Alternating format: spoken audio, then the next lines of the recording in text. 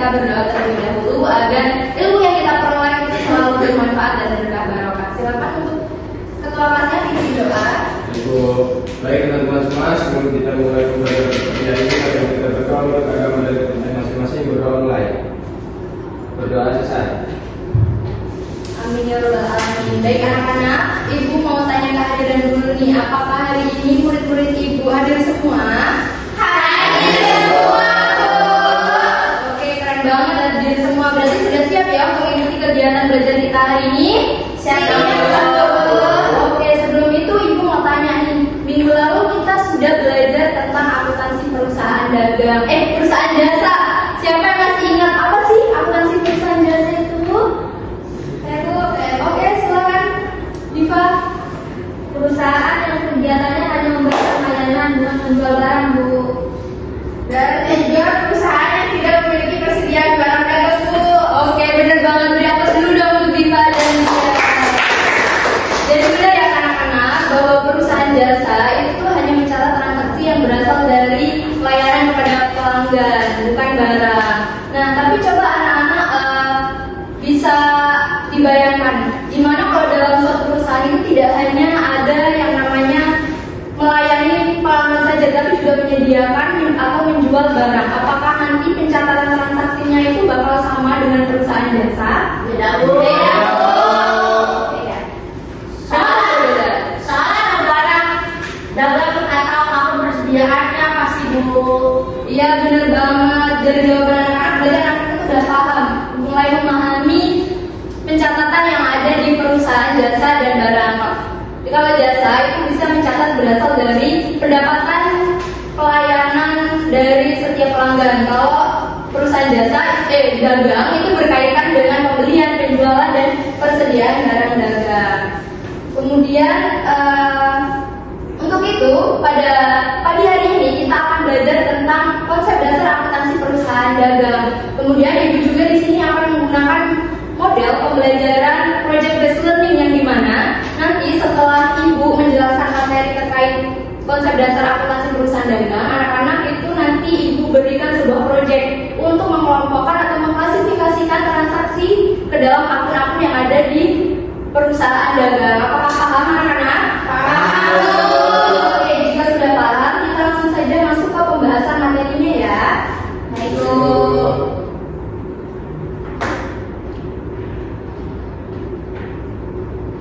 Nah, dalam pembelajaran kita hari ini ada poin penting atau tujuan yang akan kita bahas hari ini. Pada akhir pembelajaran nanti itu anak-anak diharapkan bisa memahami konsep dasar perusahaan dagang meliputi definisi, karakteristik, dan perbedaannya dengan perusahaan jasa. Kemudian anak-anak bisa mengidentifikasi berbagai kegiatan transaksi yang terjadi dalam perusahaan dagang serta akun-akun yang terkait di dalamnya. Kemudian bisa menjelaskan alur siklus akuntansi perusahaan dagang secara sederhana mulai dari transaksi hingga laporan keuangan.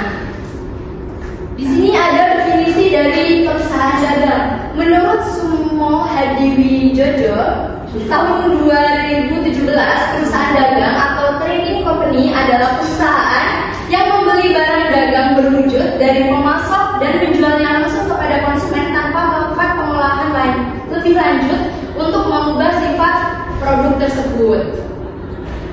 Selanjutnya ada contoh dari perusahaan dagang nih, ada distributor, ada agen tunggal, ada minimarket, ada toko PND, ada pusat grosir, ada pasar swalayan, ada reseller. Pasti anak-anak dari antara ini sudah pernah kan membeli di perusahaan ini? Pernah. Jadi sudah bisa dong cara membedakan perusahaan jasa dan perusahaan dagang. Bisa. Selanjutnya ini ada karakteristik dari perusahaan dagang, yaitu bisa perusahaan dagang itu membeli dan menjual barang tanpa mengubah bentuk, sudah pasti. Kemudian memiliki persediaan barang dagang, namanya juga menjual barang, pasti ada persediaannya. Kemudian ada pendapatan berasal dari penjualan barang. Selanjutnya harga pokok penjualan atau HPP itu digunakan dalam laporan laba rugi. Kemudian memerlukan sistem pencatatan persediaan, biaya operasionalnya relatif sederhana dan keuntungan diperoleh dari selisih harga beli dan jual. Selanjutnya ada perbedaan dari perusahaan dagang dan jasa. Dalam aspek kegiatan usaha, perusahaan dagang itu membeli dan menjual barang, sedangkan perusahaan jasa itu hanya memberikan layanan kepada pelanggan. Kemudian dalam aspek produk, perusahaan dagang itu berupa barang fisik. Kemudian di perusahaan jasa itu tidak menyediakan barang, hanya memberikan jasa atau pelayanan. Selanjutnya dalam aspek persediaan, perusahaan dagang itu ada stok barang dagangan, sedangkan perusahaan jasa tidak memiliki persediaan karena dia tidak menjual barang. Selanjutnya dalam aspek pendapatan, perusahaan dagang itu mendapat pendapatan dari hasil penjualan barang. Kalau perusahaan jasa itu dari pemberian jasa atau pelayanan. Yang terakhir dalam aspek laporan laba rugi, perusahaan dagang itu ada perhitungan HPP atau harga pokok penjualan. Kemudian ada di perusahaan jasa, dia langsung pendapatan dikurangi beban. Nah, selanjutnya ada transaksi-transaksi yang ada dalam akuntansi perusahaan dagang. Itu ada pembelian barang dagang, ada retur pembelian dan pengurangan harga, ada potongan pembelian, ada beban angkut pembelian, ada penjualan barang dagang, potongan pembelian, ada retur penjualan dan pengurangan harga, beban angkut penjualan, persediaan barang dagang, pembayaran utang, penerimaan piutang. Nah, dari penjelasan ini kita bisa lihat ibu kaitkan dengan jurnal yang ada di jurnal khusus akuntansi perusahaan dagang yang ditulis oleh Jenny Indrajati Wijaja. Di sini ada pengertian dari berbagai transaksi nih yang sudah ibu sebutkan tadi. Itu ada transaksi pembelian barang dagang, itu adalah membeli barang dagang baik secara tunai maupun secara kredit. Kemudian ada transaksi retur pembelian dan pengurangan harga, itu mengembalikan seluruh atau sebagian barang yang telah dibeli kepada penjual. Kemudian ada potongan pembelian, itu diterima pembeli karena melunasi utang dalam jangka waktu yang ditetapkan. Kemudian ada beban angkut pembelian. Mungkin untuk pengertian selanjutnya bisa anak-anak baca ya, nanti jurnalnya ibu kirimkan di grup kelas. Oke, membaca. Selanjutnya yang terakhir ini ada siklus akuntansi dari perusahaan dagang. Yang pertama itu ada transaksi. Dari transaksi kita catat dalam jurnal umum, kemudian kita posting ke buku besar, peneraca saldo, ke jurnal penyesuaian. Selanjutnya peneraca saldo setelah penyesuaian, kita masukkan ke laporan keuangan, jurnal penutup, neraca saldo setelah penutupan, jurnal pembalik, dan kembali ke pencatatan awal. Oke, sudah banyak sekali penjelasan yang ibu sampaikan terkait konsep dasar akuntansi perusahaan dagang. Apakah dari penjelasan ibu ada yang belum paham dan ingin ditanyakan? Oke, jika sudah paham, di sini ibu mau melanjutkan untuk proyek nih. Ibu akan bagi kalian jadi 2 kelompok. Untuk kelompoknya bisa kalian pilih sendiri. Di sini ibu akan menyediakan sebentar anak-anak. Proyek di sini ada transaksi dan petunjuknya, dan di sini kalian bisa sebut sebagai papan akun, yang dimana nanti dari transaksi-transaksi ini kalian kelompokkan ke dalam akun-akun yang ada di perusahaan dagang. Kemudian hasil proyek kalian nanti dipresentasikan perwakilan maju ke depan. Apakah ada yang ingin ditanyakan? Tidak. Bisa berkumpul dengan kelompoknya. Ibu.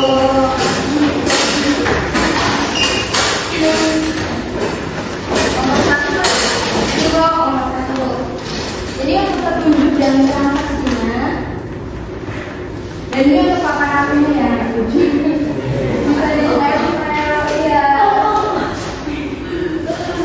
Jadi untuk papan akunnya ya anak-anak, dan ini untuk transaksinya bisa kalian tempel. Oke, bu. Jika belum paham bisa ditanyakan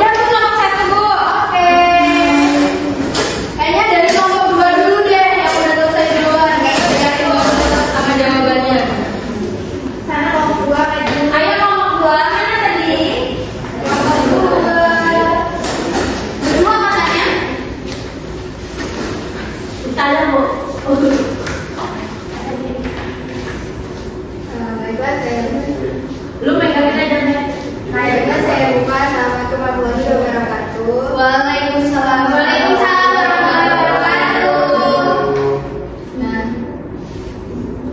jadi ini teman-teman kami udah menempel-nempel. Jadi untuk perusahaan dagang itu akunnya tuh di sini nih yang kami tempel ada garansi, terus ada barang expired, terus ada penarikan produk sama kerusakan kredit. Terus kalau misalnya dari akun beban angkut pembelian itu ada bongkar muat, terus ada kurir, ada jasa ekspedisi, terus ada biaya truk sama ada transportasi darat.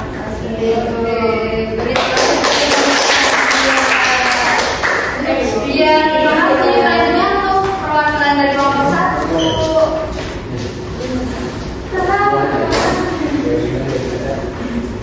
Baiklah, di sini kelompok 2 mendapatkan akun rekening pembelian dan akun persediaan barang dagang.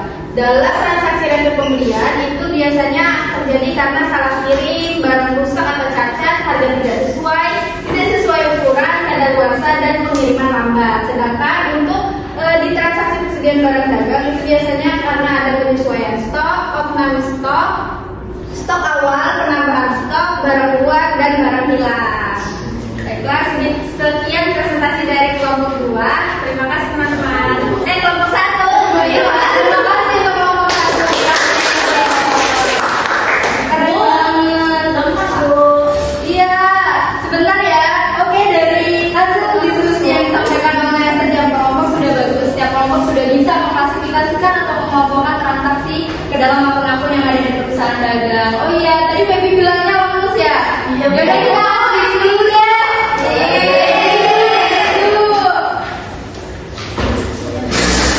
Kali ini Ibu namanya SPC berhitung 1, 2, 3.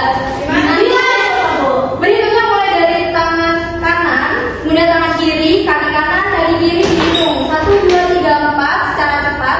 Kemudian balik lagi, tapi angkanya dikurangi 1, jadi 1, 2, 3 sampai 1. Apa-apa? Oke, berhitung. Mulai. 1, 2, 3,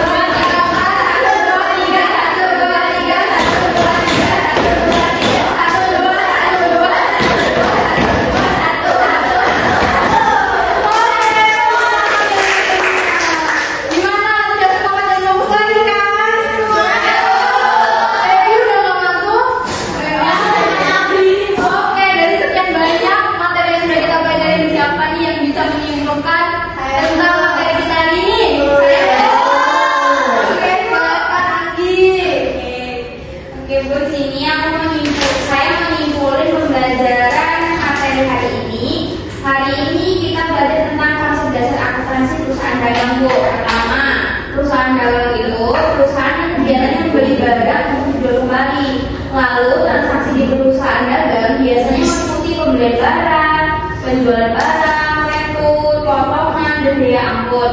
Dan dalam siklus akuntansinya, perusahaan dagang itu mencatat transaksi, menyusun jurnal, menghitung buku besar, membuat neraca saldo, menghitung HPP, sampai menyusun laporan keuangan akhirnya, Bu. Oke, benar banget. Oke, selanjutnya di sini untuk melihat sejauh mana pemahaman kalian terkait materi konsep dasar akuntansi perusahaan dagang. Di sini Ibu ada LKPD atau latihan soal secara individu yang bisa kalian kerjakan sekarang dalam waktu 5 menit karena soalnya itu sangat mudah. Si anak juga bisa mengerjakan. Silakan ya.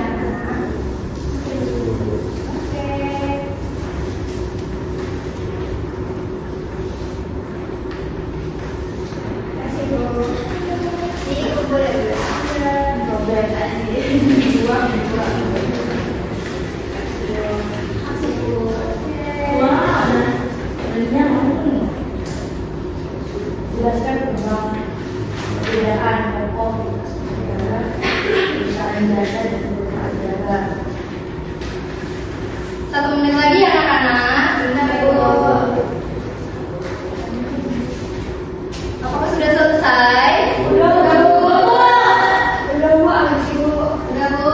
Jika sudah, bantu ya kakak kelasnya untuk mengumpulkan jawaban dari tersebut. Anish.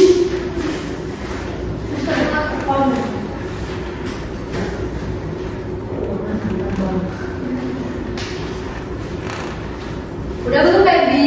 Waktunya sudah selesai. Dia Feby cukup. Kalau ada yang bodoh. Oke, terima kasih. Baik, mungkin sudah itu cukuplah kegiatan pembelajaran kita hari ini. Untuk minggu depan kita akan belajar tentang menyusun jurnal umum sampai ke neraca lajur dalam akuntansi perusahaan dagang. Begitu anak-anak, dimohon untuk membuka buku ekonominya di halaman 150, dibuka materinya dan dipelajari latihan soalnya. Kemudian di minggu depan kita akan bahas bersama. Apakah paham? Sudah paham, Ibu ucapkan terima kasih banyak atas antusiasme dan partisipasi aktif anak-anak pada hari ini. Untuk itu, semoga pembelajaran yang kita pelajari hari ini itu bisa kalian terapkan dan bisa bermanfaat dalam kehidupan sehari-hari. Oke? Baik, kita cukupkan. Sebelum pulang bisa kita akhiri berdoa terlebih dahulu. Silakan untuk ketua kelas pimpin doa. Baik teman-teman, untuk mengakhiri pembelajaran kita pada hari ini, mari kita berdoa kepada Allah dan kita masing-masing berdoa mulai. Berdoa saya. Amin ya rabbal alamin. Ibu akhiri wabillahi taufiq wal hidayah. Wassalamualaikum warahmatullahi wabarakatuh.